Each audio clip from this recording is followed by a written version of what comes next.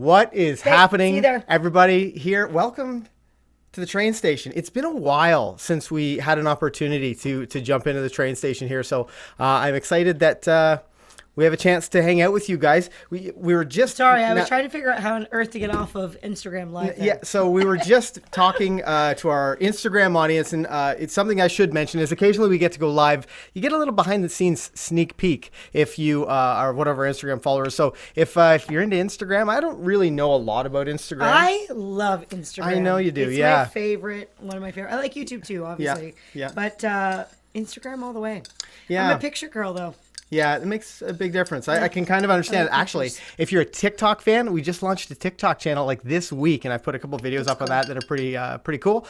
But in today's episode, we're going to be talking about bribery versus reward and how you can use the right one to teach your dog to listen outside. Mm-hmm. This is one of the challenges. You know, we've had a video that's a lot of people have watched in the last couple of weeks talking about our leash respect training, loose leash walking, and a lot of the comments on there say things like, "Oh, you know, it's bribery. You know, you teach your dog to listen to you because they want to." And we agree. And we're going to show you exactly how you can do that using food. But you need to know the difference between bribery and reward. It's a really, really important factor. And I think a lot of people think that they're rewarding, but what we see is bribery. So we'll make sure that you know the difference between the two, because you will get very different results based on what you're using. Totally. Yeah, I think that's really important because a lot of people think they're making the right choices. And this is where it can be really helpful to have like a professional dog trainer overseeing what you're doing, because everything you feel like you're doing everything right and it's still not, you know, as sharp as you'd want it to be. So in this episode, we're going to talk a little bit about how you can make sure you are rewarding your dog in the right situations rather than bribing them. And I get something pretty interesting in the mail today. A black box. It's a box from YouTube, and I haven't opened it yet. I think I know what it is. Yeah, I think we know what it is, but I'm going to save it for those of you who are amazing, loyal train station fans. I think we'll open that up near the end of the episode. But, you know, we're like a minute away. Normally I get the pre-show graphic up and running, and we didn't have an opportunity. I didn't set it up today, so I wanted to talk to you. Actually, you know what? You just get to see our beautiful faces. Yeah, instead. That's it. And our cool t-shirt. Our t-shirts look great on camera. I look like I'm wearing a long sleeve shirt, but I actually don't. I have a black long sleeve shirt. I'm not good with seeing dark colors either, so I would have had no idea if you hadn't told me. I want to wish a huge happy Thanksgiving to our American friends. I know we have we've met so many amazing people from the States over the years, especially in the last couple of years in the YouTube crowd. So I want to wish everyone of our American friends who's at home enjoying maybe a big turkey dinner. Maybe you right now are sitting down on the couch after having a huge Thanksgiving dinner. I'll tell you, we're going to try to keep you engaged. Pants undone and you're like ready to have a nap. Totally. Yeah. You've just had too much pumpkin pie and you just have to catch a break. Well, this would be a great episode for you then. You can kick back and relax and enjoy this episode of The Train Station. Now, tonight we're talking about the difference between bribery and reward and how you can use it to teach your dog to listen outside. I'm Ken Steepe. I'm Kayl McCann. Welcome back to McCann Dogs. One thing that I really enjoy doing is, and it took me forever to set this thing up, but our satellite feed. Getting our satellite feed up and running. And if you are if you're familiar with the train station, you'll know that you'll see somebody in the chat there. We actually have a couple of people. ST Cruiser, happy Thanksgiving. It's nice to see you in here. Now, we have a very special member of the McCann Dogs YouTube team, and that's Dan. Lots of links. Dan the Man Luton. LOLR. And we set up a satellite feed so that you guys can see what Dan is doing. Sometimes he's with us, but tonight he's not. Yeah, that's true. That's a good point. But I want you guys to check out what Dan is up to tonight. Let's see what he's doing. Oh, there he is. Oh, there. See, nice lure, Liv. Nice job. Well done. Love going out to Dan. So you're going to see Dan in the chat pretty often. He's often sharing links and sort of helping you guys, get as much of the information as you can. I've also set a couple of cards up here for you guys that'll be helpful if you're, I think there's a couple of playlists in there. If you're looking at teaching your dog to walk on a loose leash, do things like getting a little bit more control of your dog, then definitely check those out. And I know because it's Thanksgiving, we're not going to see as many of our live viewers as we normally would. So if you're watching this on the replay, follow along in the comments. I know afterwards we get lots of great comments from people who are like engaging just as though they were in the chat. Yeah. So Make sure you do that. Now, if this is your first train station, we should introduce ourselves. My name's Ken Steepe. This is Kayl McCann, my beautiful wife. We are professional dog trainers at McCann Dogs, and every single week McCann Dogs gets to help more than 500 dog owners to overcome the same dog training challenges that you have. So we love the opportunity to sit down with you on our Thursday nights at 7:30 to help you through whatever you might be working on currently. So make sure you drop any questions that you might have in the chat. Now, the other thing I really enjoy, and it took me so long to create this animation, but I want to know where you're watching the train station from. It's time for the roll call. Let me know where you're... roll my eyes every time I see it. Because it's completely ridiculous. But let us know where you guys are watching from. Oh, I see a toot in the chat. Also, this is your first train station. There's a lot of tooting. Ken likes to toot. Often. I toot often in these train stations. So some great questions. I see Kimberly. How do we wean the pups off of treats and rewards? That's the right question to be asking. Spot on, Kimberly. Tonight, Kimberly. That's Absolutely. what we're going to talk about. Oh my gosh, look at Jacksonville, Seattle, Australia. I thought you looked all too awake. She probably thought we were American. We're Canadian, so it's early here. Yeah, there's no it's due to only boot like 7:30. We already did our Thanksgiving, but we're excited to. You know what? Okay, let's go on. Let's go on with the roll call. I see Minneapolis, Pensacola, Florida, Sweet Cialis. Home, Alabama, Ottawa, California, Alabama again, Kentucky, Portland. Oregon. Tucson, Chicago, Alpena. We know Oakland fan. Yeah. Cool. Stuttgart, Germany, Fredericton. Welcome back, Unique. Nice to have someone from Ludlow, Germany. Mass. Emerald Isle, Eastern Sierra, California. You know what's Pat hard Kirsch about this from for us Burlington, is we have Ontario. to really know our states, guys. We're Canadian. We're learning, though. I think we're getting pretty good at it. I think I'm good at it. Yeah, I think you are, too. I'm You're quite better comfortable than me. with it. Hamilton, Ontario, not very far away, Tom. Nice. Burlington, Ontario. So Tucson, Arizona. Yeah, so we're excited to have you guys with us. Now, one thing I wanted to mention really quickly, because it's rather topical, is that you know what I like today about Facebook? And I don't go on Facebook a lot, but when I do, I'm usually there for a reason. I'm trying to find something or whatever. But lots of like family pictures, like, you know, friends and family eating turkey. Like, that's fun. When sometimes I feel like Facebook is a lot of like, you know, controversial stuff and like politics, and it's just so nice to see everybody hanging out. Lots of dog pictures today as well. Look at all these people Can't jumping in. go wrong with dog pictures in your feed. Pretty excited to have you guys here. Now, this is a super important episode because this is where we're going to take a bit of a deep dive, and this is where I want you to start thinking like a dog trainer. This is where you're going to take that dog that has some foundations. We're going to show you what the foundations should be and how to set them up to transition away from food. But this is where you're really going to start to get those results that you're like, see, you know, my dog will do it. Whether I'm shaking a bag of treats or I don't have food in my hand doesn't make a difference. And that's something that we're going to talk about tonight. Now, let's talk a little bit about the foundations. Number one, why we use food and why you should be using food at home with the average puppy. Yeah, our belief in the McCann method of dog training is to start off by teaching the dog what we want them to do correctly first. So rather than waiting for them to make a mistake and then telling them that they're wrong, we try to set them up to be successful. And we know that food is usually a really huge resource for a lot of dogs. Generally, a lot of dogs like it. We can utilize it to our advantage. We need something that the dog finds valuable enough to work for until the reward transfers to us individually. You know, our dogs now being trained, they don't need food. They have learned through our training methods that we are valuable, despite whether we have food or not. But when you have a young dog or an untrained dog or an unruly dog, they don't necessarily think that. They just want to do things for themselves, and they're not really that interested in wanting to please their owners. They just kind of want to do their own thing. So using food can be a great way to motivate the dog. This topic isn't just restricted to food too. It could be toy, it could be all kinds of things. Anything that you're basically using to motivate your dog to listen to you. Eventually, the ultimate goal is to wean off of those things and have the dog just listen to you. But again, bringing it back, we need to start off by using something that actually the dog is interested in following or using, so that we can actually teach the skills before we get into the point where we would do any testing. And we're going to elaborate on that. For sure. Now, we know the value of food. We've seen it countless times. And it's so important that you do use that food to give your puppy a strong foundation of what you want them to do. So it's hard. I mean, we just don't know how to communicate at the beginning with our new puppies. Food is a great way to do that. So we're going to begin, and I'm going to go right down to the beginning with you, because I want you to really be thinking, like, how am I building on a foundation of success as we chat about this?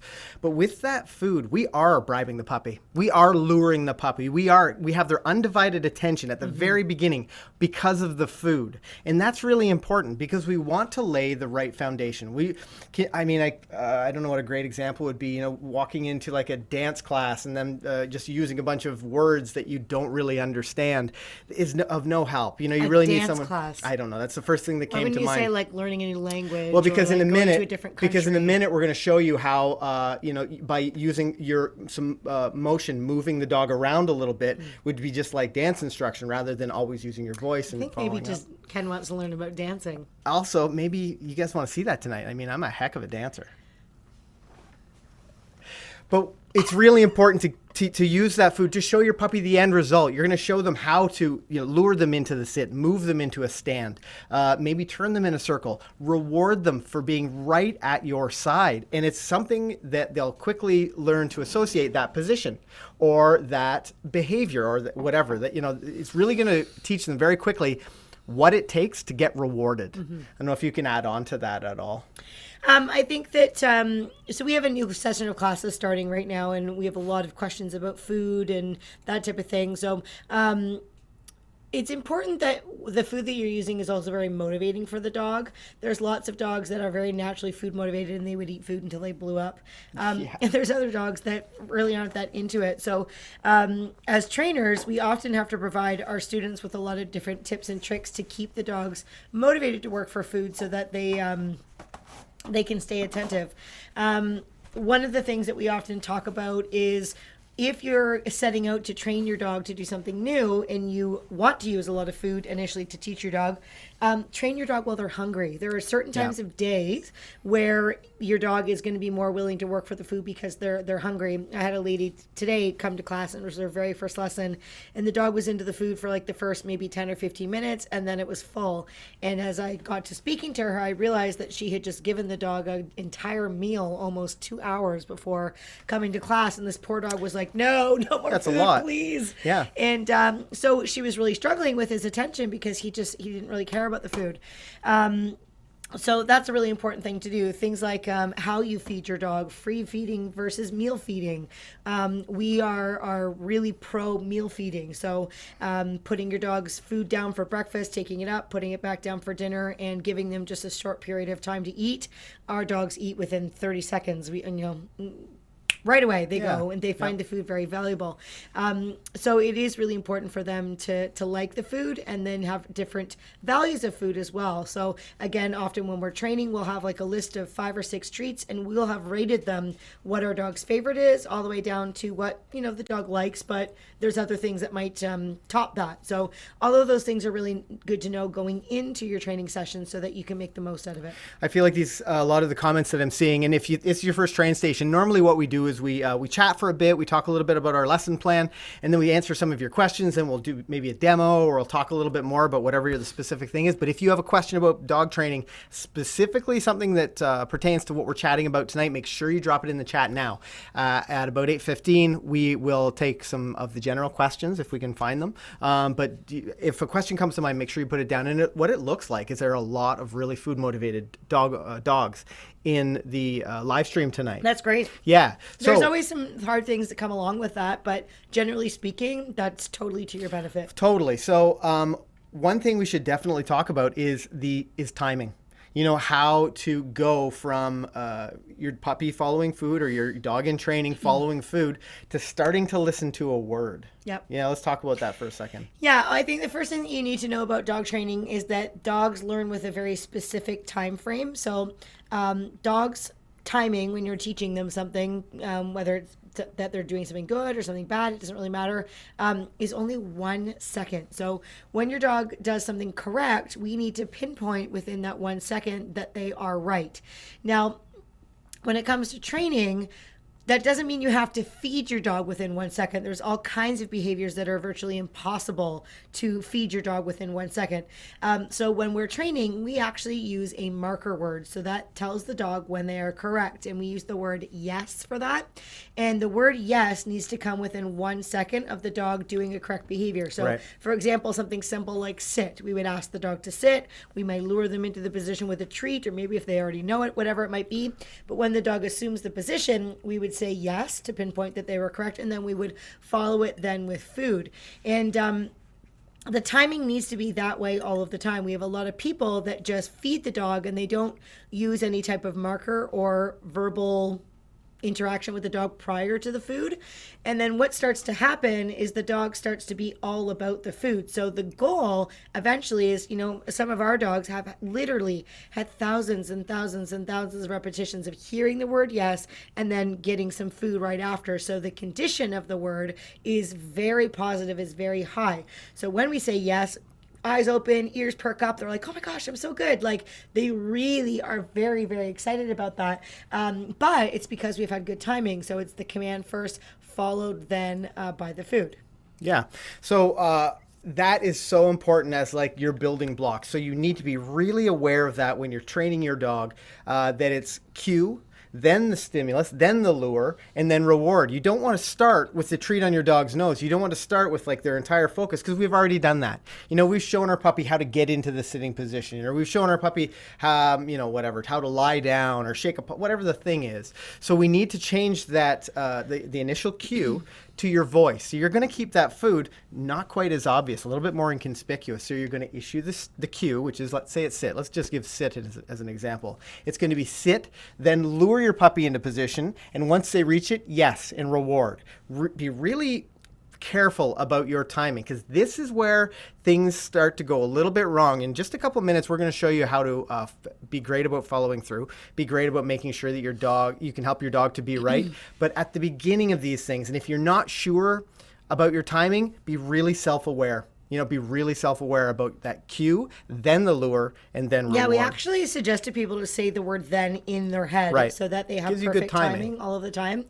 The other thing that's extremely important when you're using food, and the reason why we don't want you to be so obvious about the food ahead of time for some exercises, is some dogs, if you're not careful, will hear a response and then say, okay, where's the food? Are you going to get it out? Are you Right. going to bribe me? So as we get further into the live stream, we'll start to clarify that a little bit more with you, but it is important that you understand that there needs to be a separation between the cue, which would be the command or the hand signal or whatever it might be, and the stimulus, which it could be food or a touch or the leash, whatever it might be. Those two things need to be separated when you're training dogs. Yeah, so you know what? Why don't we do like a human example, because we can really control the timing then. So I want you guys, and I know everyone's like, okay, well, how do I start to get away from the food a little bit? So we've talked a little bit about timing. Dan the Man has dropped a great link for all of you guys. Another one that would be good is That's a good one. actually that link that Dan just posted, I think should have train your pup to not need food forever. That's all about this step. So after this video, or right now, if it's something like that you feel like you need to check out, that's all about timing. So especially if you're watching the replay, this is going to be a good video for you. But once you feel like your dog is being quite successful, so you're saying the cue, you're saying sit, then you're luring, or you're walking or whatever, and you're rewarding your dog, and they're doing a great job remaining in position. Now it's time to increase the challenge a little bit. Now you're going to start to maybe feed a little less frequently. With that walking in at your side. Maybe you are, starting to increase the little bit of distraction in the room. But you need to have a way to, because your dog knows this at this point, you need to have a way to follow through to help them to be right if they make the wrong choice.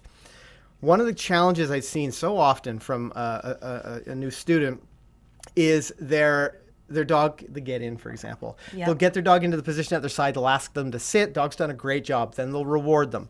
And their dog gets up. So they get a treat, and they put them back in on their side, and they ask them to sit, and then they reward them. You have to be so careful as a dog owner, and this is something that I learned when I was a dog training student, is that you've got to be careful that you're not teaching your dog to get up, because in their mind, every time they get up, you are getting out another treat. So they're teaching you, oh, that's great. Every time I stand up, she's going to pull out a treat. You're going to lure me back to her side, so I guess I'm supposed to get up, and they get lured back to her side. but you need to have another way to be able to follow through so that you can show them how to be right, but you don't turn into a briber. Is that a word? Is briber a word? It can You're, be. you're I not think it can using be. bribery. I feel like that's better English.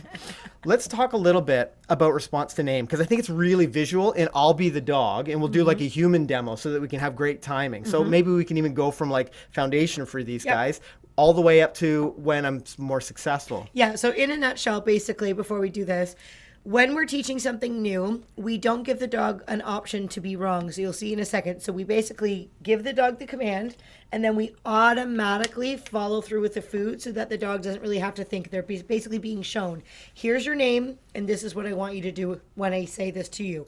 And we would practice that and practice that and practice it. Then what we would need to do though, is move into now more of a testing phase where we would say, okay, now I've shown you that 200 times. Now when I say your name, I would pause and wait to see what kind of reaction I get. And hoping what will happen is that my dog says, wow, I've heard that name before. You've shown me what to do. And then they turn automatically towards you.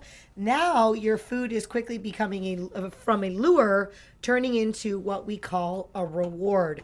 And this phase is absolutely the hardest phase because now there's a risk of the dog doing it wrong, Right. and there's lots of things that you need to do. But we'll just sort of give you a visual example so you can Time. see. I need to toot, so we need to head on over. Excuse me. Are you going to be my dog or am I Yes. being a real dog? No, I'll be your dog. I think it's better, like really visual for these guys at home for their timing. Okie dokie. Let's head on over to the train station. Oh, Jet Set Mama, $10 super chat. Lighten up the train station.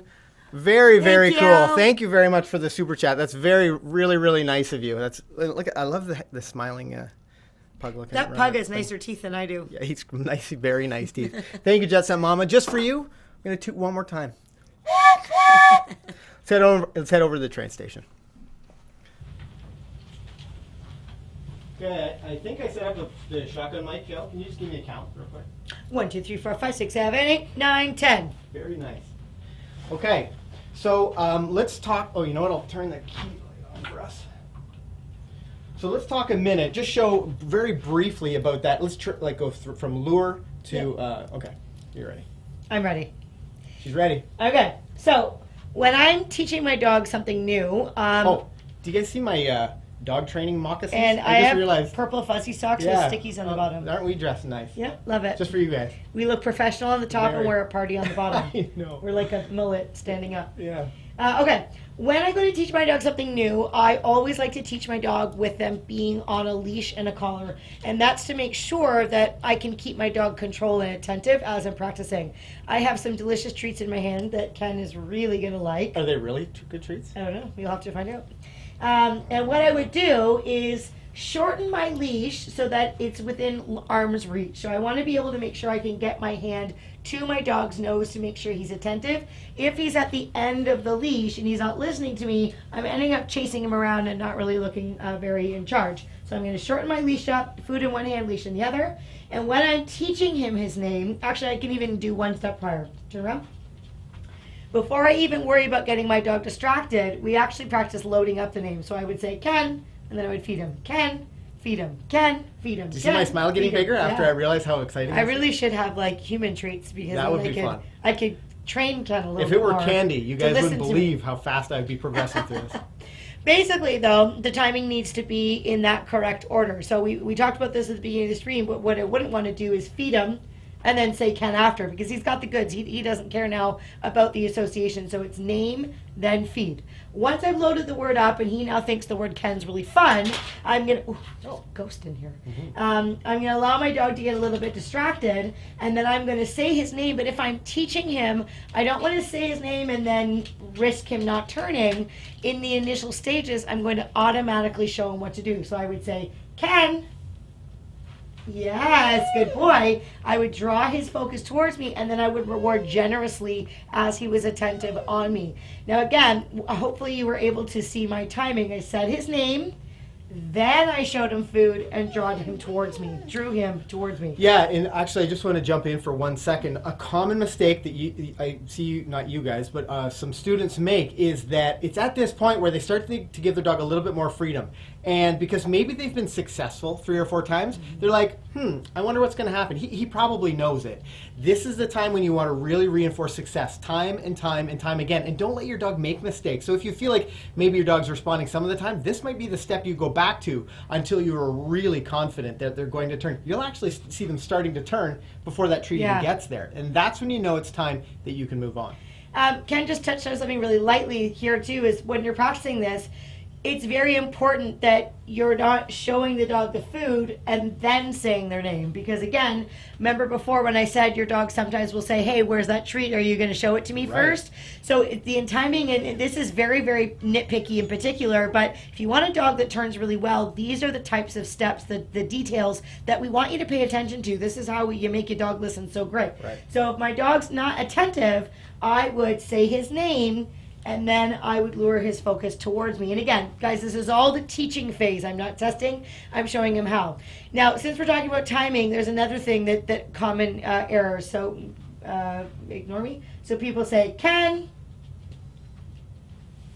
Then they reach for the food and they turn the dog around. Now again, my dog learns within 1 second, and there was probably a good 2 or 3 seconds that passed between my name calling or his name being called and the food. So again, I want to make sure that I have good timing, name, then use the food from there. Okay, now shall we show the test? Now you're starting to, and this is where you are bribing. You are using that food to lure your dog. It's very clear that you might not be getting that turn without this food. But when you start to see your dog turning reliably, maybe even before you get the food to their face, now you're starting to see some success. Now we're going to move to the next step where we can make things a little bit harder. And this is how you start to wean off of that food. This is how you're going to really start to reinforce. Why are you holding a bee I'm going to use Ken's favorite distraction now. Oh, okay. Well, I'm interested to see where this goes, so let's jump right back in. So the next thing that I would do is I would start adding a bit of distraction. So I might use a bit of a toy, get him distracted. Ken, show him the food, draw him in. And I would start teaching him, there's a distraction, check it out. Ken, yes, good boy. And then I could reward him from there. Check out that distraction, Ken, and draw him in. We have a great distraction off camera with the Slam dogs. is wondering why on earth Ken is being the dog and he is not being the dog. But that's what I would do to start off of it. Then once I've practiced this many times and my dog is starting to do what Ken said, starting to turn even before I can get the food out to help, that tells me my dog's probably ready now to go into the next phase. And that is working on testing the dog a little bit. So on this phase, it's a little bit more difficult, but what you're going to do is have several pieces of food ready. You're going to allow your dog to get distracted. And this time, you're just going to say your dog's name once and see what they do. So if I say, Ken, yay, good boy. And he turns and he looks at me, I'm going to pinpoint it with a yes. That was a very enthusiastic yes I gave him. And then I would draw him in with the food from here. But here's where a lot of people go wrong. They allow their dog to ignore them and they end up doing this. Ken, Ken, Ken, Ken. And then they start dragging the dog in or whatever it is. And as I continually repeat my dog's name without following through, my dog Ken says, when you put food on my nose, I pay attention. When there's no food there, you say my name 100 times and I don't have to listen to you. So it's really important that you teach them that they need to listen to you when you give one command. So you would say the name. If you didn't get a response, you could repeat the name, and then you could use the food to guide them from there. And then, of course, we could get into weaning off the food, which I think we'll do. Let's do it right now. You want to do it now? Yeah, let's talk about name and touch. Because I think a lot of people are feeling comfortable. Let us know in the chat if you're feeling comfortable with this so far. And this is where people start to think like it's not happening. It's not happening the same way. Maybe you get in with too great a distraction. Maybe you get in and the dog isn't as interested in the food. This is the great part about starting to wean off. And I want you to think about this like a dog trainer. It's not just a response to name that we're talking about. Think about how you're going to apply this kind of thing to like your recall or your stay or these different exercises. Think about how we're going to sort of change the way we do things for our dogs to make them more successful. Okay, so The next thing that I would do then is I would take the food which I had in my hand on the last exercise, and I've now put it away in my pocket. So I'm starting to wean off of the food, but I need to make sure that the food is easy to get at. For some reason, it was taking me 10 years to put that bait peg on, so I'm just putting it off the side. However, I do think that that's a good idea because you can get your hand in and out very quickly, but I'm going to try and be as good as I can here. So I'm going to allow my dog to get distracted. No food in my hand. You can be a good dog. Okay. I would call his name, Ken. Yes, good boy. Now, from the time it takes me to get his focus and get the food out, there is a very important moment. Because if I say Ken, he turns and I do this and I disengage and I'm reaching into my pocket for food, a very untrained dog that's a puppy normally distracted, by the time I'm doing all this, my dog Ken's going to be distracted and now my moment of reward is now lost. So what you should do when you practice, go forward, Bisbee, is give yourself a little bit of room. So this time when I call him, Ken, yes, good boy, right here, good boy. So as I'm engaging with him, I'm just sneaking my hand into my bait pouch or pocket so that as he approaches me, I can then reward from there. What happens in this stage, though, is a lot of dogs says, I know you don't have food, so I don't really think I need to listen to you. So this is where follow through is really important. So there's a bunch of different attention getters that we use to redirect our dog's attention so that we don't have to pull out food and bribe our dogs. And when you're working in this close quarters with the dogs, a really, really effective method to use is some type of touch on their body. Now, it's not a pet. We're not petting them for ignoring us. You're going to do like a tap on the shoulder, a little pinch of the bum, something that's playful yet effective. And it's very important that after you do that, you get your dog's attention. Your dog learns every single time they come back to you, wonderful things happen.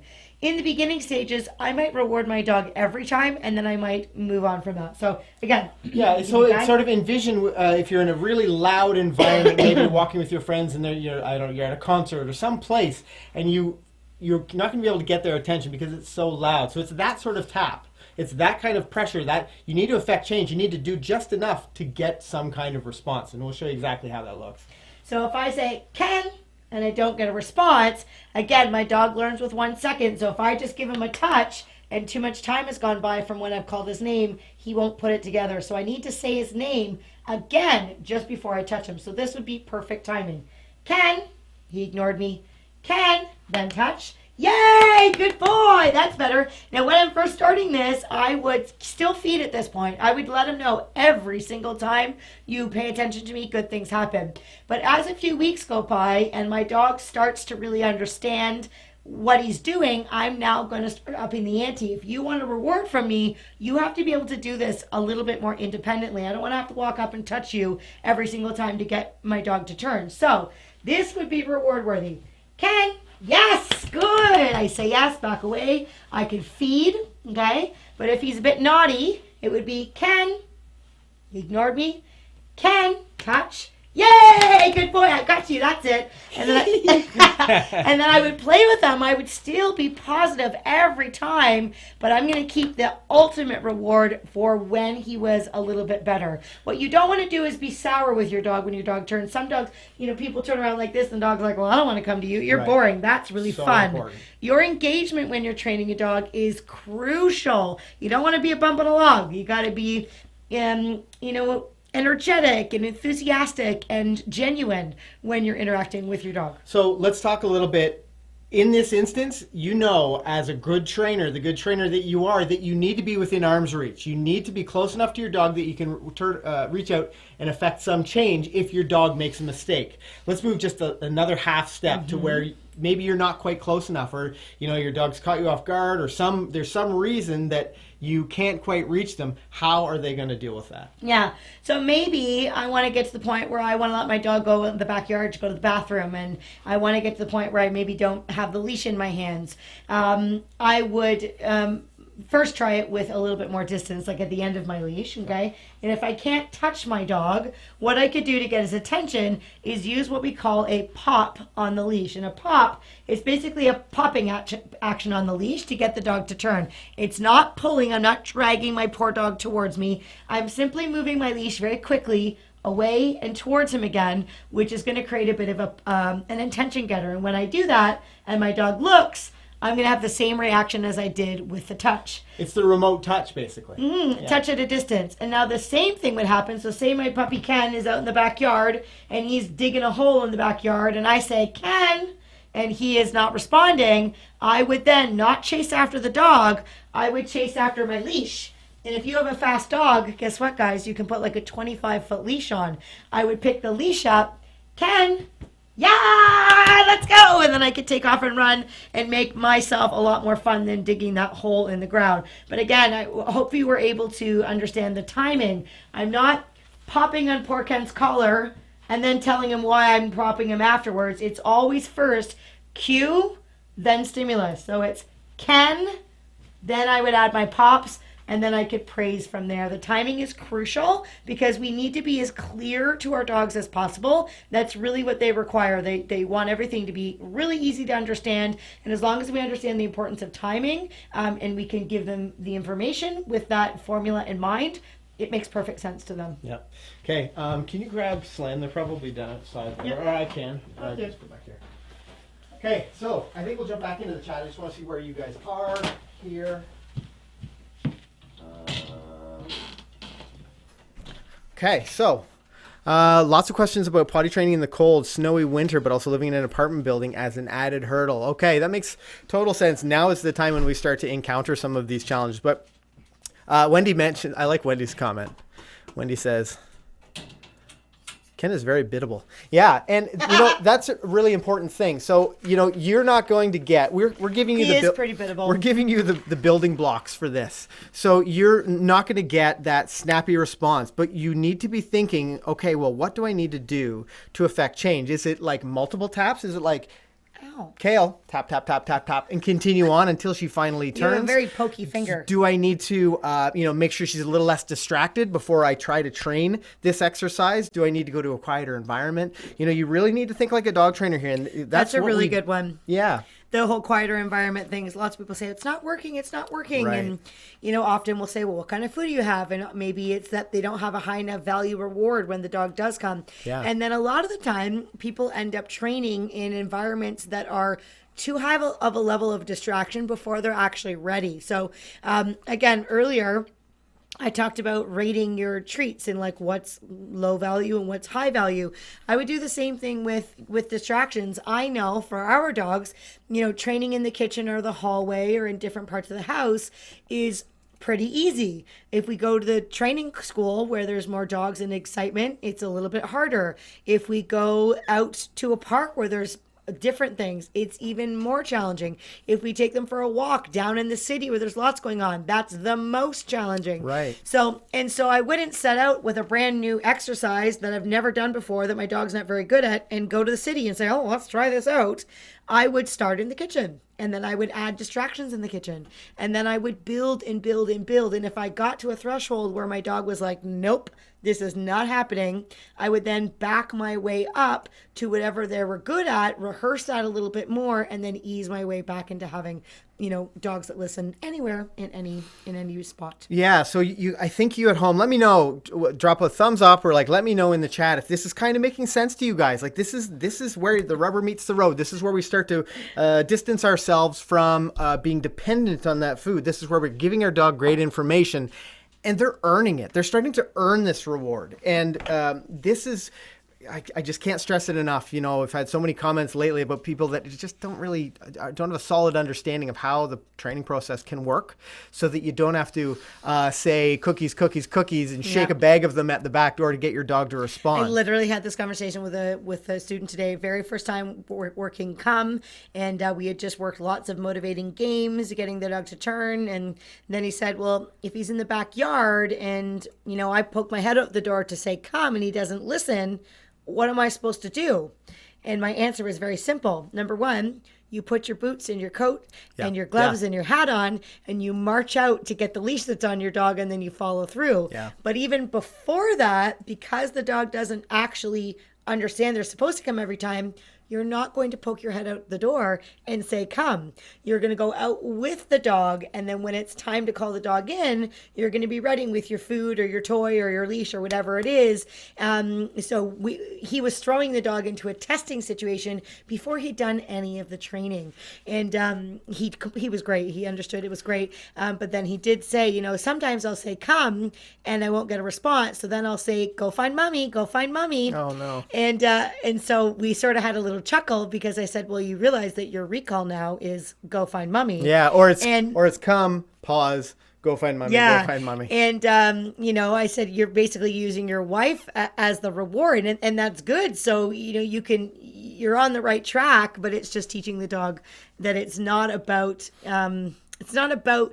using that reward. It's about following through so that eventually you don't need to. And that's so unpredictable. Like that phrase is so unpredictable. When's the dog going to turn? Like our recall, a lot of people come to us for the recall because it's so reliable by the end of their 9 weeks of grade 1.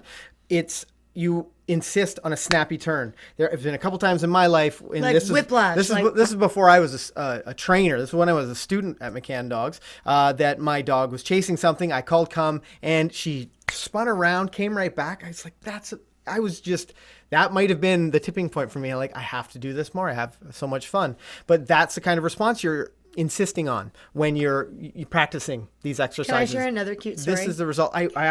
Yes, but let's get to Kimberly's question really quickly. Okay, yeah, go ahead. It's okay. No. It's just something similar. I had a student come to me the other day and said he was at a park letting his dog play with another dog, and he was sitting on the bench, and he wanted to go home, and for whatever reason, he just sat there and yelled, "Come!" And the dog stopped immediately and ran back to him, and it was such a fast response that him and his friend turned and went, whoa. Yeah. And so he said, like, all of these recalls are really, really paying off. That dog literally felt running back to his owner was more valuable than playing and wrestling with another dog in that moment, which I think is amazing. Yeah, but be careful so at the point we're at in terms of the training right now, be careful that you're not testing your dog too early. No. You know, you don't want the set. At this point, you have all the control in the world, so make sure you take advantage of that. But I really wanted to get to Kimberly's question because I really like it. Kimberly says, how do you measure their success in less distracted environments? It's a really, really good question, Kimberly. And this is the thing. What you're going to start to see is that early turn, that snappy response. And that's when you can start to do stuff like these less distracting environments. Mm-hmm. You know, I might practice, I don't know, maybe one day, like 15 minutes in a day. And if I feel like my dog's responding very well, they're turning quickly, they're completely committed to you, then I might add that bee snake or whatever that thing was. Then I might add a distraction that I can control that's going to be not super high value. I wouldn't introduce something like food. I wouldn't introduce something like another animal that the dog might be enamored by. Introduce something that's a little challenging and do the exact same thing again. And then you can increase the distraction a little bit more if you feel like you're successful. You can go outside and once you've been successful with some simple distraction, you can go outside and maybe work on it a little bit out there. But these gradual steps, the investment that you make now, it's a lot of work. But believe me when I tell you that the tough 4-6 months that you're investing in training this dog makes that for 12-15 years, your dog has way better skills. Really, really good. Welcome, Linda, joining us from, I'm not even going to try to pronounce that, but joining us from New Zealand. Let's jump into the queue. Let's see what sort of questions we've got. So unique, and I'm just going to pick the on-topic questions. I see lots of potty training questions that we should get a chance to talk about. And as I see this lower third come up, we haven't had a chance to answer any of our anchor calls lately. So we've got two. I'll take two today. And if you have a question, you want to send us a voice message, there's a link in the description below that you can send your own recorded message to us. And we'll, if we get an opportunity, we'll chat about it on stream. Janique says, my dog is always 2 steps ahead of me rather than being at my side unless I have a treat in my hand. And we can talk a little bit about that, like going to that really, not simple, what's the word I'm looking for? Not distracting place is important. If it's constantly the donkey and carrot routine, if that's sort of the point that you've gotten to, and then you go and try it in a more distracting environment, your dog's never really had an opportunity to learn what it's like when there isn't a treat on their nose. So maybe you're going to start to reduce the frequency of reward. Maybe you're going to increase your walking speed a little bit, and that's how you're going to bridge the gap for that that reward timing. You have something. We start with the food on the dog's nose in like the first week of our foundation training of this, and then very quickly we go to having the food right on the dog's nose, to having the food, in our hands, but like up at our waist level. And then we go to having the food in our bait pouch, but then we're pulling it out and rewarding it more often. And then we decrease the speed in which we're rewarding, so that the dog's having to hold position a lot more. But as Ken said, the pace that you walk is really important, and also the direction that you walk. We posted a video a few weeks ago, for walking on leash. Yep. And we talked specifically, I did it actually, I talked specifically about directions that you can walk and how you can hold your body language in order to help dogs that constantly like to forge ahead. So hopefully Dan can find that link. Do you know what it's called? Are you ready to level up your walking on leash training or something? Are you ready for advanced walking on leash training? And I don't know, it depends what our audience is like right now, if they're quite ready for that, but that is definitely something that you can take bits and pieces from and apply them to your training now. Yeah, you needed to have done the foundation training before you would do the steps in this video. But it really does help you to understand the importance of your body language when you're walking. Absolutely. So let's see. I've got some more questions. I've got lots of answers. So I like this question. It's kind of applies to what we're talking about, but it's really important for the big picture of dog training. So Susan Weimer says, my husband and I are getting an 8-week-old mini Australian Shepherd. We had totally different parenting styles, but this is a dog. Do we have to do the training the exact same way? It's a great question. It is a great question. Now, I will urge you, and maybe Dan, the moderator man, can drop a link to our leadership video, but you do both need to be great leaders. You do both need to, give your dog consistent information, about where they sort of stack up, because your dogs are always kind of assessing, like, where do I fit in here? Like in this terms of this household, where do I belong? So you both need to be good leaders for your dog. But what's really important, and we talk about this with students sometimes when a couple comes in, is that maybe you have one lead trainer. Maybe one of you just commits, to getting through some of these exercises first, getting, a solid sit, working on the stay, working on leash, walking on leash. Maybe whichever one of you the puppy already listens to a little bit. Sometimes that's a good choice. Whichever one of you that your dog's naturally just pays a little bit more attention to, sometimes that's a great trainer. Conversely, maybe that's not the case for you. Maybe if you really want to work on teaching your dog some of those skills, maybe it's certainly something you'll do together. Mm-hmm. But it is really important that you both how you're teaching your puppy. I mean, you both could sort of do it two different ways, but your expectations must be the same. It's only fair to your dog that they're learning to turn the first time that you call, that they're learning to not pull you on leash, because simply adding some lower expectations into the mix can really create a challenging situation. Mm-hmm. Yeah, I couldn't agree more. Dogs really crave consistency and black and white information. I think I've already said that probably tonight, because it's so true. So the more you can be on the same page, the better. But the expectation is really the most important thing. Where we run into trouble with families and dogs is when we have one person who's working their butt off to teach the dog not to pull, not to jump up on people, not to bark, work for food, all these different things. And then the other family members are allowing the puppy to rehearse all of these different behaviors. It makes it really, really difficult on the person that's trying to affect change. So if there's similar goals in mind, that's important. The answer that I would love to say to you is yes, it would be great if you were doing things exactly the same way, because that would be the most ideal situation.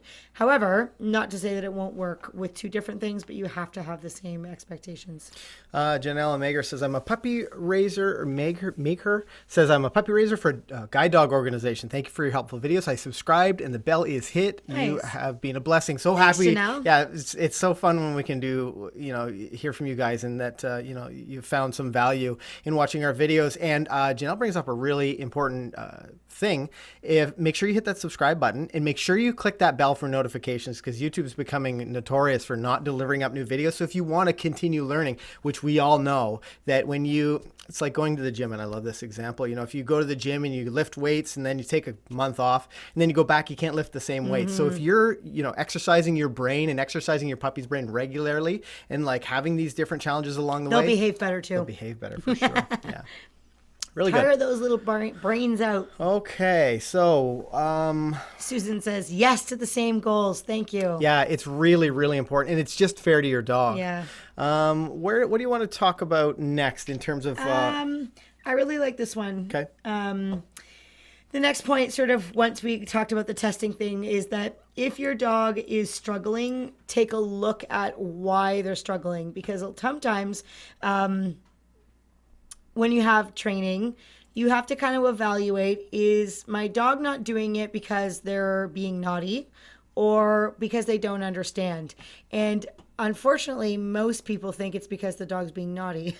And Right. what we find is most of the time when the dog's not doing something, it's because they really don't understand that they need to do that same thing when this, and this is happening, when the food's not there, or when the distraction's a little bit higher, what you're in a new location, whatever it might be.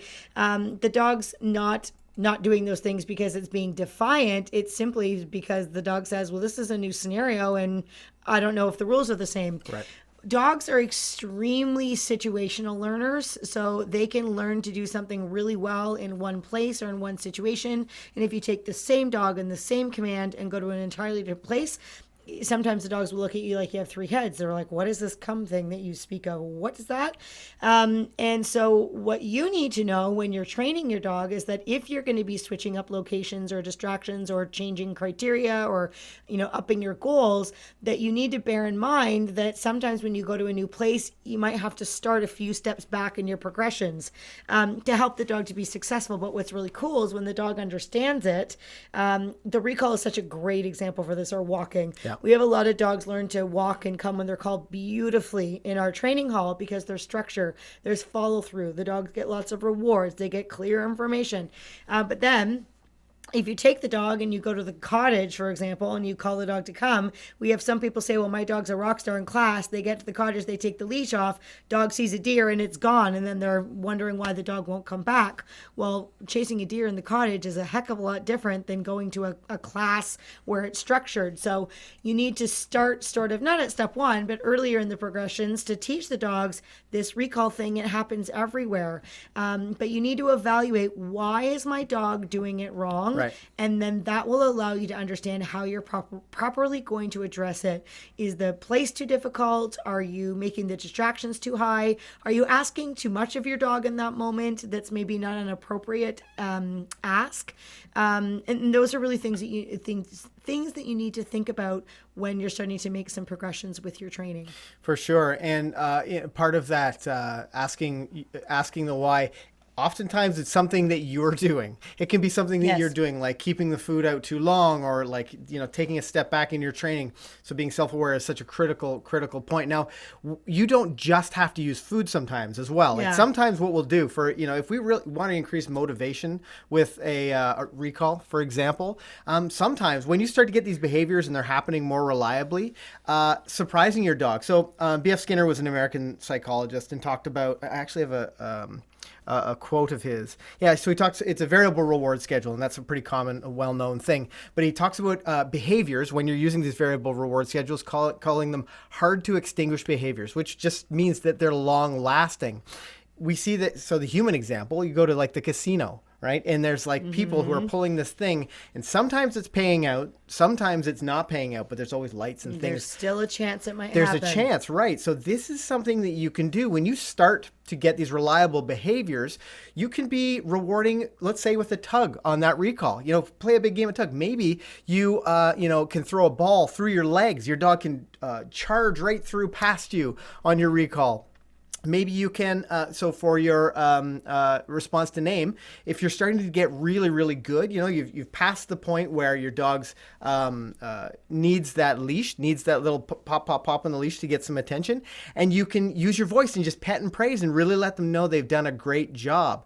Or maybe that means just switching up. some of those food rewards. Maybe that means, that this time you get chicken, and the next time you get cheese, and then the next time maybe it's just kibble. But those sort of variations can be really, really helpful, really powerful for your dog to start thinking like, oh, what's going to happen this time? Is this going to be, this is much more interesting now, along with you using your voice and doing that, those sort of supportive things. So let's talk a little bit about, I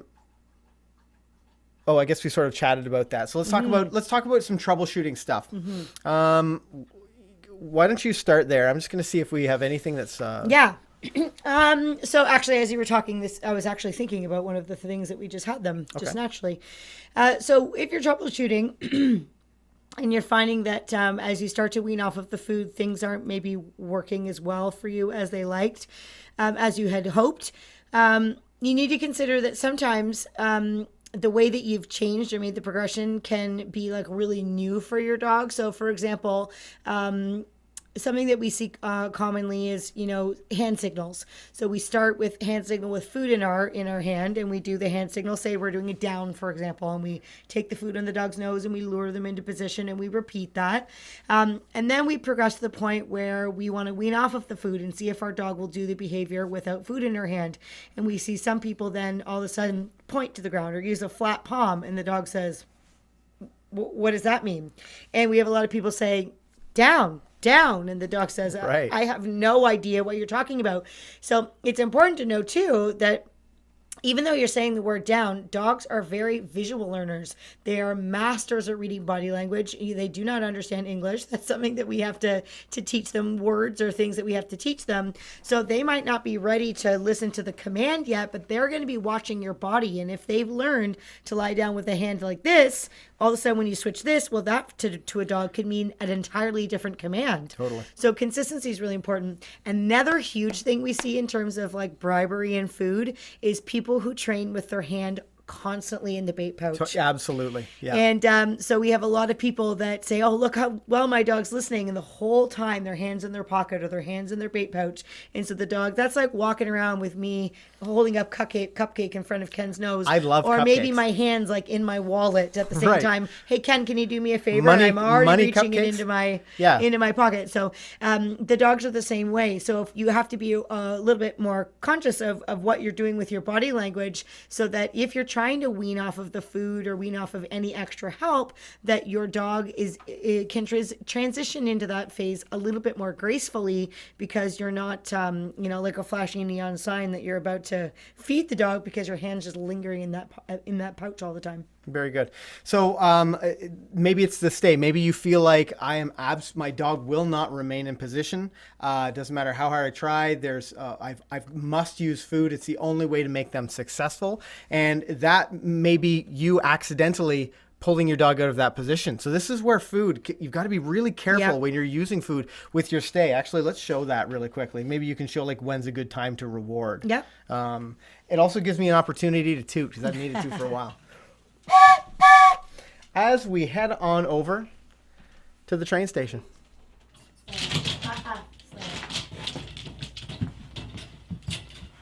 Come here, wild man.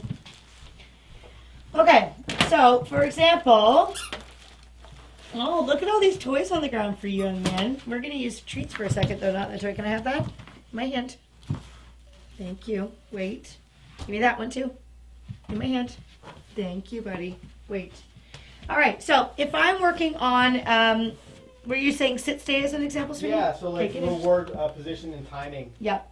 So if I tell my dog to stay, and in the beginning stages, I want to reward him, and I start with a very inexperienced dog reaching into my pocket, my bait pouch as I'm out here, a lot of dogs will say, oh, there's the food, and then they'll come to you. So you can make it easier on your dog by saying yes at a distance, stepping in toe-to-toe, and then rewarding your dog in that circumstance.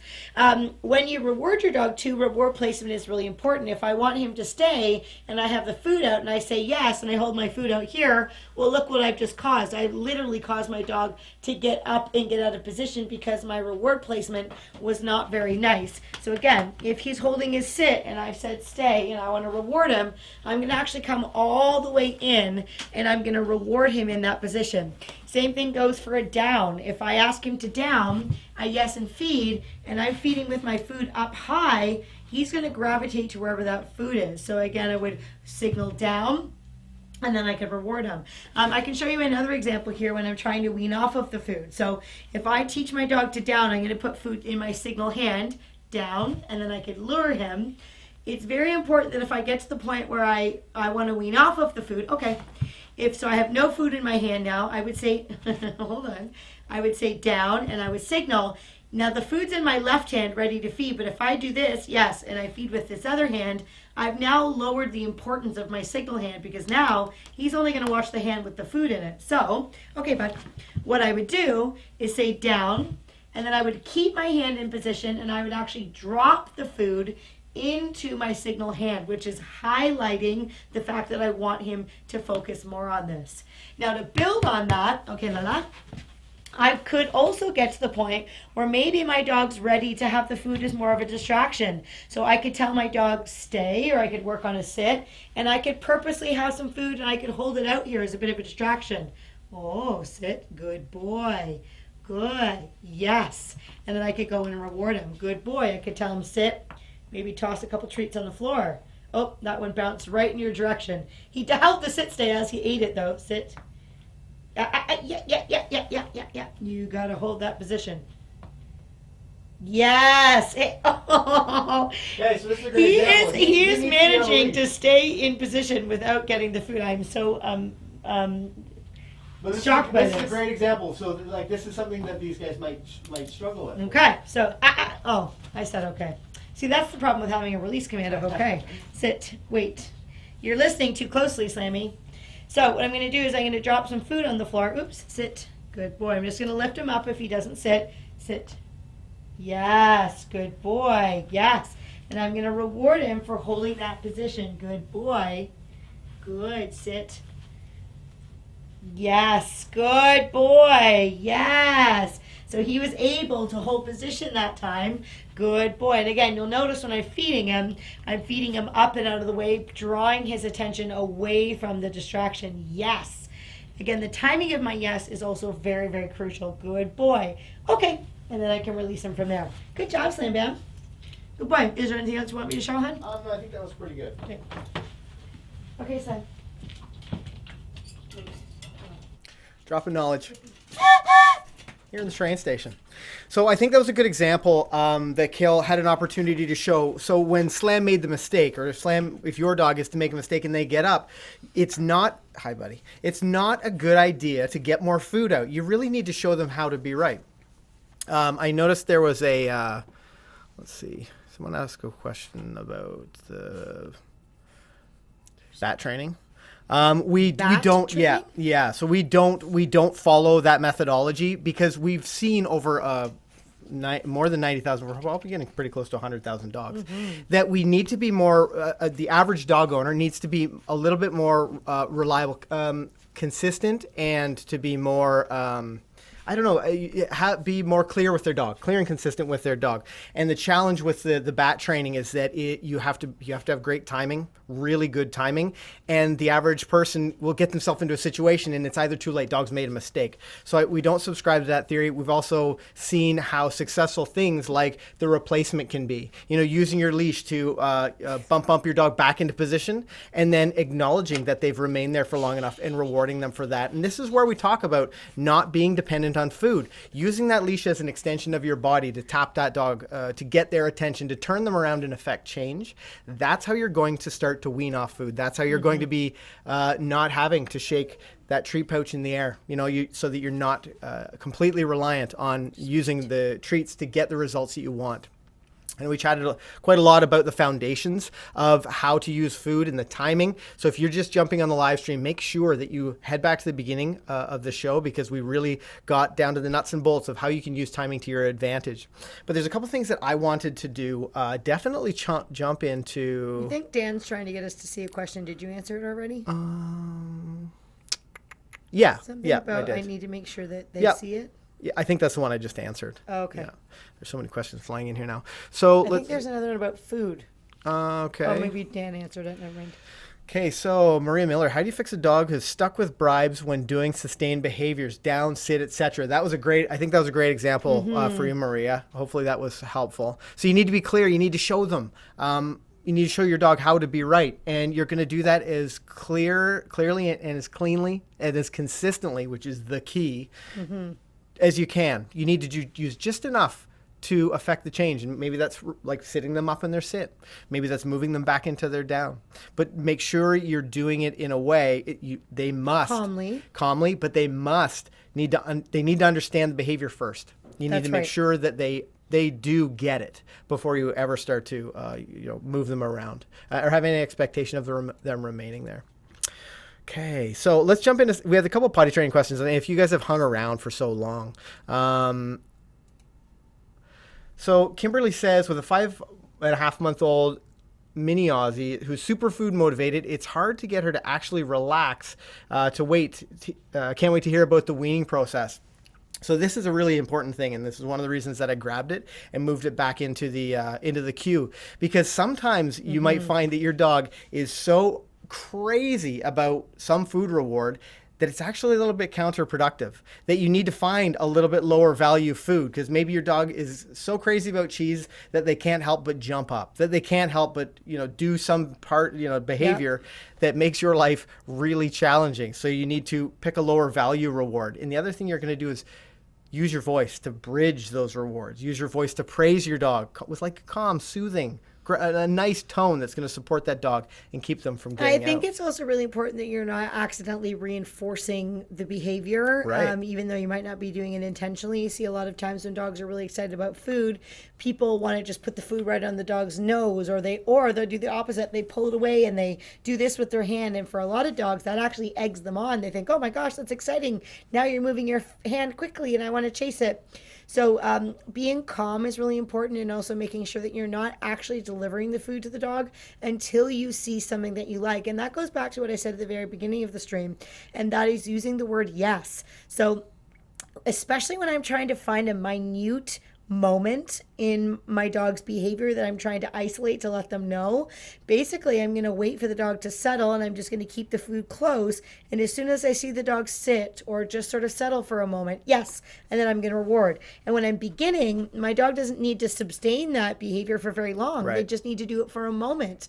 I can reward, and then I would build on to say, okay, if you can be calm around the food for 1 second, now let's try for 2 seconds or 5 seconds, then 10 seconds, and then you can build from there. But your reaction and how you're rewarding often will help on teaching the dog to be a little calmer around the food. Yeah.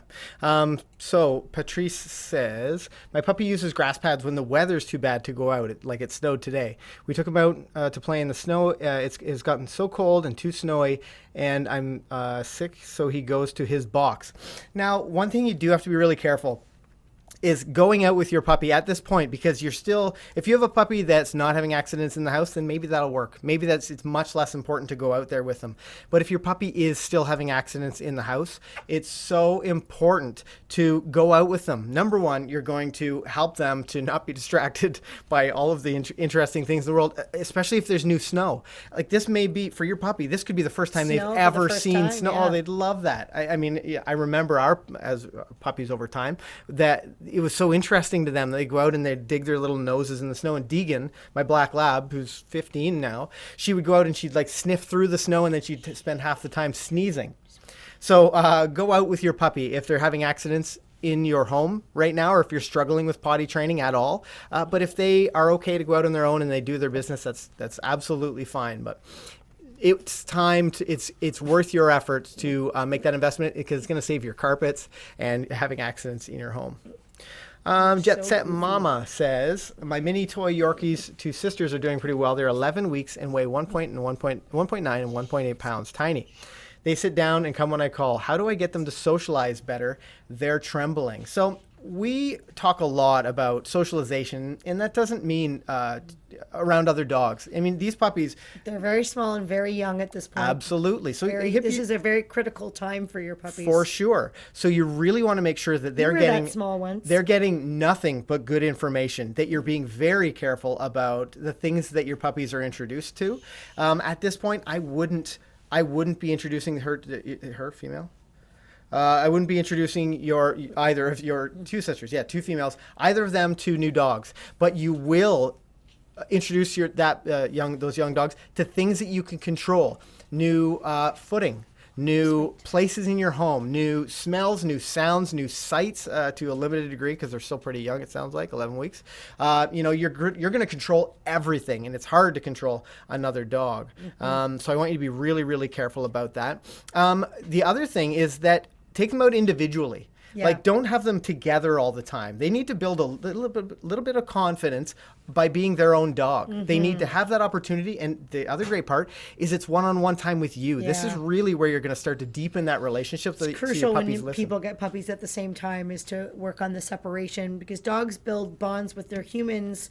Especially when there's only one puppy and one person, they spend all kinds of time together. But when you start having multiple dogs with one person or a couple people and the dogs are spending a lot of time together, they typically bond really quickly to one another. And then the human doesn't sort of seem as important. So especially when you have litter mates who already have a very deep bond with one another, if you have any hope in teaching them to be self-confident, you do want to work a little bit on some separation and to do things very gradually, especially when you have small dogs that are so young.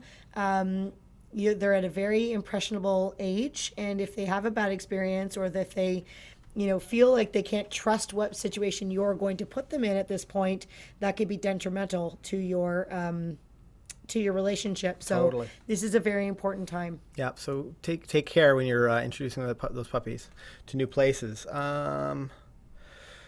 So I think Rachel, 11-week-old Golden, is becoming excessively biting when we ask her to leave something, particularly when it comes to furniture and clothing. She's not food motivated. Tips for her to leave it. So that's not that terribly uncommon. This is where you're going to use your house line. And you're going to redirect that puppy away. So you issue whatever your marker, like or leave it or whatever your thing is. But make sure you have your puppy, 11-week-old Golden, adorable. We have a couple of we have a couple of tiny little Goldens in our Head Start puppy classes, and I popped in the other night on a Monday night or something, and they're so cute. And I said, actually, we had one in our lesson 2, which you may have seen part of that if you were here last week. Just the cutest, sweetest dogs. But you do need to be clear with those puppies because they're so cute. Sometimes we let them get away with too much. Use your house line, redirect that way so that you can. So your words mean something, so that you can follow through and get them away from whatever that behavior is. Yeah, I think it's important too when you have a young dog, even 11 weeks old, that you're making sure that you're, doing a lot of play with the puppy that is productive. So you could maybe do a little bit of toy work and tugging out, and that's going to tire the dog out. It's going to give the dog a bit of an outlet as well, so that it can get all that crazy energy out, but do something that's productive and positive with you. You also could start teaching them to have a little bit more control over their mouth by teaching them to drop the command, drop the item that they're chewing on. We'll often teach that really early. We teach that like a couple days at their home. We teach tugging out, we teach retrieve, and that gives us a way to tire the puppy out. And one of the main reasons why I work on tiring a puppy out when they're young is so that when I put them in their crate for hours in a day, I do not feel 1 ounce of guilt, because I know that when my puppy's in the crate, they're safe. They're not going to be rehearsing bad behaviors. I can get all the things that I need to get done in my day, and I don't feel guilty because I've spent quality time with my puppy. Prior to that, where they've had a lot of exercise, they've had mental stimulation, they've had physical stimulation, they've gone to the bathroom, and now they are good to go. So that's a really important thing as well. I want to mention, because this is completely atypical, so when I mentioned hit that subscribe button and also check that bell, tomorrow at 11:30 a.m. Eastern Standard Time, we're going to do a Black Friday show. And this is just, we get so many questions about what do you think of this product and what do you think of this thing? And I've had so many interesting conversations with students and exposure to all of these crazy treats and toys and tools for dogs. I thought maybe this would be fun for, you're going to join me? Do you think you'll be, We'll see. hit up the live stream for a Black Friday live stream at 11:30? I have to write a TED Talk. I know. Oh, that reminds me. Yeah, Kayl has actually been asked to do a TEDx talk at McMaster University. So if you're in the local area, make sure you check that out. Yeah. See if you can grab tickets. That's really exciting, but it's a lot. Like there's a lot of work to prepare. It's super Kayl's a TED enlightening. speaker. It's really, really cool. Very cool. Well, we'll wait till I finish it to call me a TED Yeah, speaker. you're a TED writer at this point. So we'll see. But so join me tomorrow morning for our American friends. I guess you'll probably have the day off. Does everybody? Is tomorrow Friday? Yeah, Black Friday, right? Yep. So us Canadians don't have it off you just normally. say that out loud? Yeah, I was sort of stream of consciousness there. Hippie Shake is so cute and chill. I want to steal her. She is so cute. And you know what's so funny about her sitting on my shoulder like this is when she was a puppy, she was wild, like just so hyper. And I would have to put her in her crate a lot. And sometimes I would just want her to be with me. And so I would sit and work. And I figured out whenever I would hold her, she would always want to climb up on my shoulder. And when she started doing it for the first time, we were like, oh my gosh, like, is she going to fall? And then she would just go always to this shoulder. Right. And then she'd lie down and then she'd just rest here. And so even as a puppy, I would just type away and, do my work, and she'd just sit here on my shoulder. This is like absolutely her favorite place to be ever, right? Yeah, she loves it. So I'm going to try to get a few. We have to get to those anchor call-ins. Yeah, we need to do that But soon. yeah, so Jennifer, we can do rapid fire. It's rapid fire dog training time. Jennifer Langley says, I'm struggling to move Fetch outside. Indoors, he'll fetch over and over. Outdoors, he loses interest fast. He's an English Cocker, 6 months old. Still a baby. What sort of suggestion? Off to a good start, though. Yeah. That's great. So far, so good.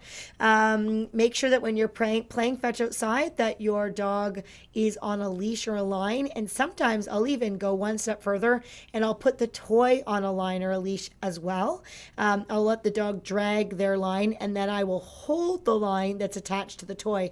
And the reason why I do this is when I throw the toy out, I can use the line to keep the toy lively so that it ignites the puppy's play drive, and then I can pull it around and whip it back and forth and have the dog chase it. When they grab it, I can sort of reel them in like a fish and tug and play and make it look very, very exciting. And when you're outside, I would probably only do a couple retrieves, where inside maybe you can do more because there's less distraction. But the old flirt pole idea or putting the toy on a line or a leash can really be helpful in igniting the dog's chase drive and keeping their interest up.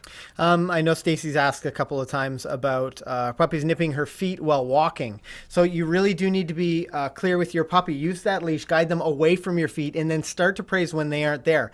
But it's really important that if they are super stimulated, that you need to bring them like down a little bit. So maybe start with your puppy in a sit at your side, giving you attention. Maybe you start with like a look at me. We have lots of videos on the channel teaching you how to get focused and looking at me.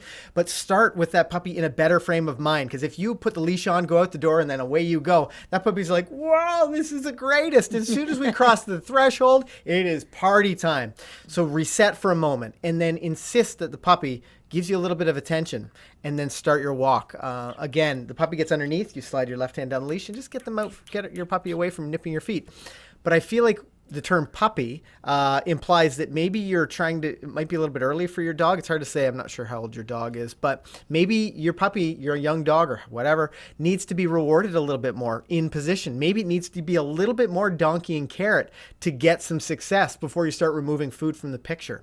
These are the questions you have to ask. And these are the questions we talk about in our online training, and this isn't a pitch for that, but like sometimes some of this stuff, it's hard to give you just a one-way answer because every single dog is different and everybody needs something just, a little bit nuanced for everybody. 6 weeks. Yeah, it's way too young to be walking, Stacy. So don't worry about like walking training with your puppy. We do have a video. Let's see. Ken and I actually don't take our dogs for like a formal walk outside around our neighborhood. What would you say, Hein? Like 6-8 months? Yeah. Would you say? Would that be I would say realistic? So. Yep. We would take them for a walk like at our business property where there's no other dogs or anything else. And we might just sort of let them bomb around a little bit on a long line, but we wouldn't actually like take them on a formal leash walk prior to that, because we want to build a bit of a relationship, a rapport with the dog first. We want to teach them how to walk on a loose leash and make sure that they find that reinforcing. We want to make sure the dog's completely comfortable with their collar and their leash, maybe different sounds and noises, because it can be very intimidating to go for a walk when they're babies. So I would ease yourself into that. I see a couple of good ones in here. I'm not sure. I think maybe Nasty Orders is looking for like signals to go outside. Dan the Man, maybe. Oh, there. Yeah, Dan. See, way ahead of me. Dan is lots of links looting. He just knows. He's all over this. Really, really nice. I saw a question somebody had about desensitization. Puppy was really worried about a vacuum or something. Okay, here we go. Yeah. So our 6-month-old golden doodle shakes when the vacuum is running. She's not afraid of the machine itself. When it's not running, she approaches it without any reaction. So this, and this is a straightforward opportunity to do some desensitization with your puppy. And I can't think, what was the last dog we had to do any like real desensitization with? Beeline with the stove. Yeah, that's a good one. So let's talk a little bit about, so our puppy, and this is my fault because I'm a terrible cook. So every time I'd turn on the damn stove, the smoke alarm would go off. And you think I'd know better. Being a firefighter, you think I'd like be a little bit better about this. But it was a good opportunity to just flex some of our dog training brain muscle. Let's talk about how we sort of desensitized her to that. Yeah. And how you may apply it to yourself. Yeah. So in our case, it's sort of something similar. It's just a different appliance, really, or a different thing in the house. Yeah. She associates the oven with the fire alarm. Fire alarm? Is that what it's called? Smoke alarm. Yeah. Going off. And so she would be really worried. And it would get to the point where if we would even, open the drawer that had the pots and pans in it, she was able to, put together that those meant that the oven was probably going to be turning on and it was time to go for a take off. So what we did with her is we would figure out what sort of the calmest trigger was. So for example, we might just open the pots and pans drawer. You might even just move the vacuum around while it's off and, have her come up and nose touch it or tug on a toy near it or do some tricks near it. Then you might plug it into the wall. And dogs are really good at like chaining behaviors. So some dogs might say, oh, she's plugging into the wall. That means she's going to turn it on. Time to get scared. So you could plug it into the wall and then you could, move it, go through some of those fun things again. You could turn it on in another room and let it run and then take her as far away from it as you possibly can and get her to do things that she likes. And when you ask her to do things, it needs to be things that she finds very naturally rewarding. Don't do anything that's too difficult or too strict or too formal, something that's sort of a little bit lighthearted. And then I would work your way into getting her closer. In the meantime, though, because when you're doing any type of desensitization, it's not a quick fix. It's a very slow road. And for some dogs, it can take months or weeks or sometimes just days, or it could take an hour. But you mustn't force the issue. Yes, and that is the biggest problem because people get a little bit far and they think, okay, I can just vacuum around the dog now, and then everything is completely unraveled. So obviously the house needs to be vacuumed, so you might put her in a safe place. Like for a long time with B, when we would go to cook, we would just very happily put her in her crate. We would sometimes give her a Kong with peanut butter, those types of things, and we'd put her in a crate that wasn't in the kitchen. Yeah, and we just let her chill out. And then we put her in a crate in the kitchen while we were cooking, and she felt safe and comfortable in there. So she would, chew on her Kong, and then we would work our way up to it, and we let the dog dictate the pace based on her attitude, how she looked, what her stress level was. Yeah. If you're getting trembling and those types of things, you're pushing your dog past its point at this point. Yeah, and Kayl mentioned a really important thing, and I want you to be very aware of what the process is when you're getting that vacuum going. But if you can precede whatever that first trigger is and give your dog something else to do, that's how you really level up your training. Like those are the golden nuggets here. You're like, if I give my puppy my young dog, I forget how old the dog is now, but distract my dog while I'm getting ready and setting up and rehearsing those behaviors, then they don't flip into that mindset as quickly. Now you do need to do all of that desensitization, moving a vacuum around that isn't running, and then maybe put it in the farthest corner and turn it on, and then or put it on the sucking mode instead of the the vacuum mode. Yeah. Maybe there's a mode that's a little bit easier, or just hold it and put your hand on the power button. Like some dogs, they're so smart. They could say, "Oh, it's about to start," and then that's when you start to see the stress. And so that's what I would work on first.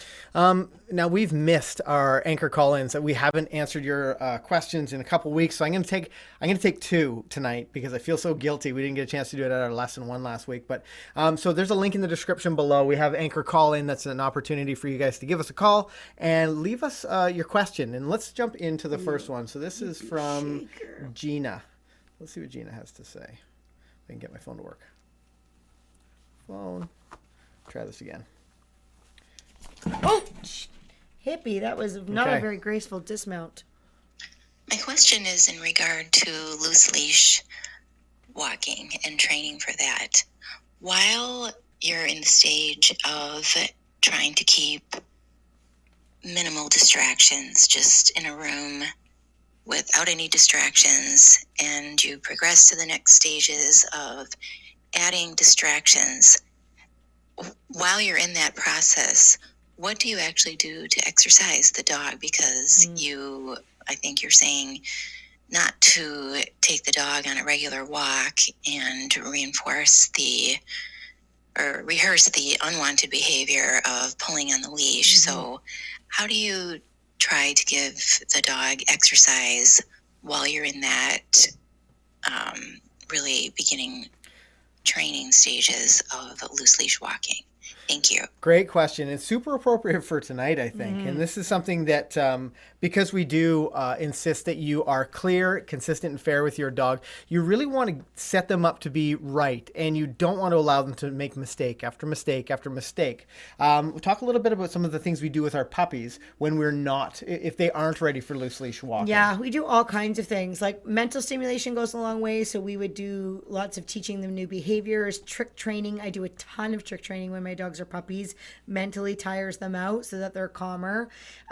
We do a lot of toy work so that, lots of times we'd be watching a show together and I would be on the floor tugging away with the puppy and throwing the toy down the hallway and encouraging the puppy to come back just to tire them out. Or sometimes we'd play little recall games where he would go at one end of the hall and I would go to the other end, and we would each have some treats or a toy, and we would just call her back and forth between the two of us. I love this one. This is great. If you're a puppy owner, this is the one you definitely want to be doing. For sure. And the puppy's tired. You get some fabulous repetitions of recalls in there, in repetitions to get them a little bit more excited. And it's just a great way to tire them out. So, sometimes that type of exercise is actually more impactful than taking your dog for a walk. So there's just a couple and it allows you to, when you are taking your dog for a walk, you aren't focused on going a block. You aren't focused on walking to the park and back. You can just shorten up that training session because your dog's have been satisfied by using their brain. I'm going to go to this camera shot for a second. Look at Hippie Shake playing behind us here. She just got a toy. What you got, Hip? What you got? What is that thing? He's very excited about this Oh, thing. you gonna bring it over here? Oh, bring it here, girl. Here, Shaky, let's see that toy, buddy. So the other thing, I wanted to do the other anchor call before we go on too much longer. So so this one's coming from Glenda. And she says, how do I stop an older dog from resource guarding toys? Oh, let me get that to play. Hi, I recently got a Vizsla puppy. He is almost 4 months old. I have 3 other 6-year-old Papillon Maltese mixes. The largest male is dominant, but loves the other dogs. They get along great, but hates the new puppy.